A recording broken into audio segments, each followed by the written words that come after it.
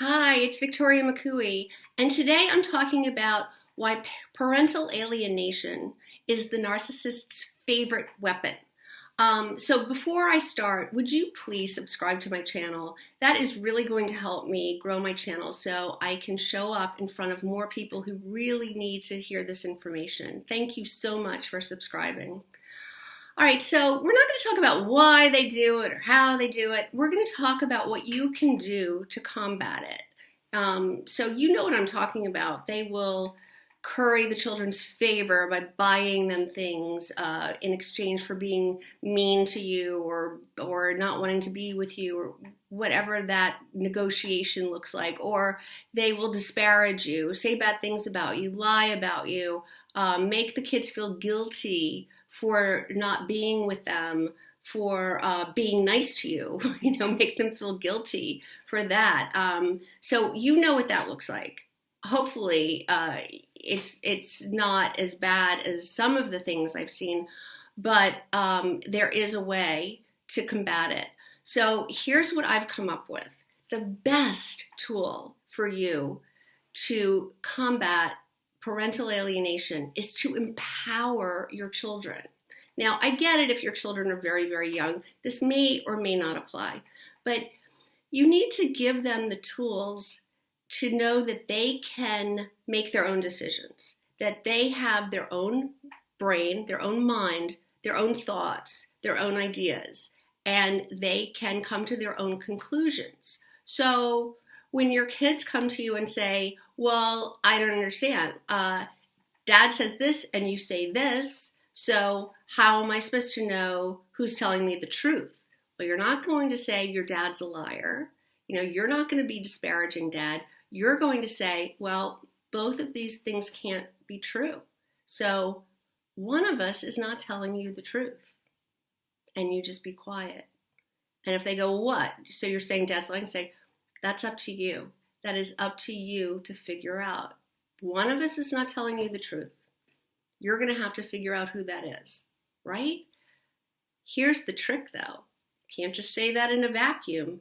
You have to have done the work that is going to lead them to the right conclusion. You are going to have to show them in your actions, in your behaviors, in your lifestyle, that you are the one who's not going to lie to them. You have to be consistent. You have to be responsible. You have to have integrity. You have to show them that you don't lie. You live your life with integrity. You do the right thing. You are reasonable. You have discussions. You're safe. You're the safe one.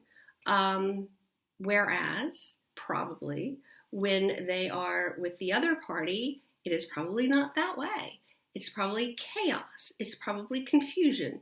It's probably drama. It's probably a lot of lying, a lot of embellishing, a lot of inconsistency, a lot of irresponsibility, a lot of not being where you're supposed to be when you're supposed to be there.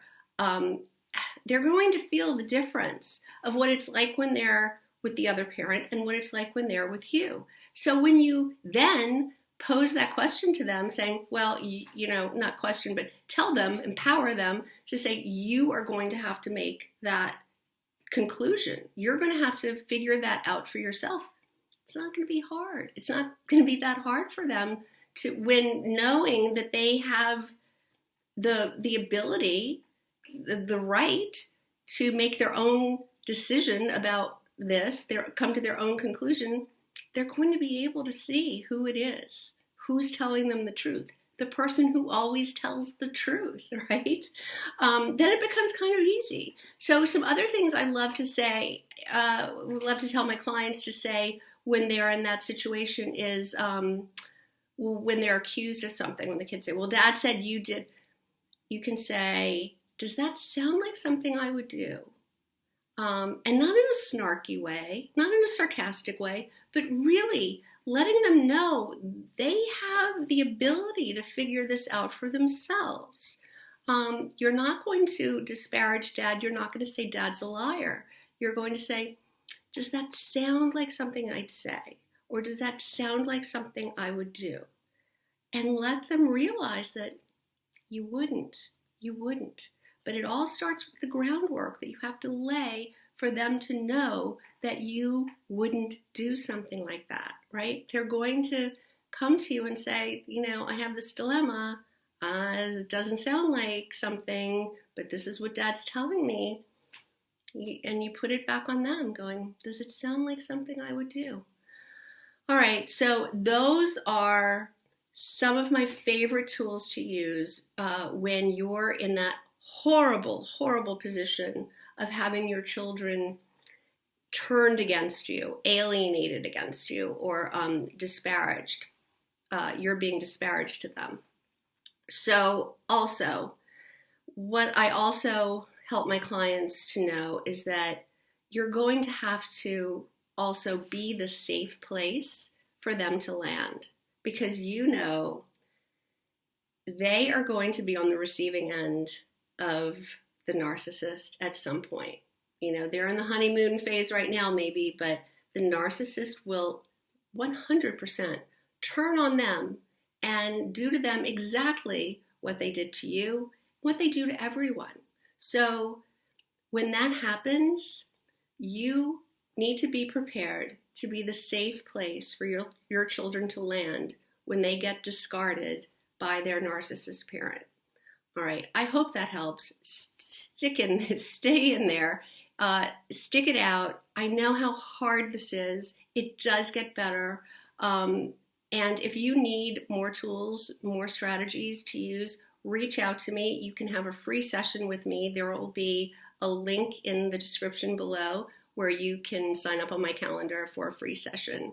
I will help you come up with some ideas and talk to you about what it's like to work with me as your coach. All right. I hope that helps. And don't forget to subscribe. Thanks.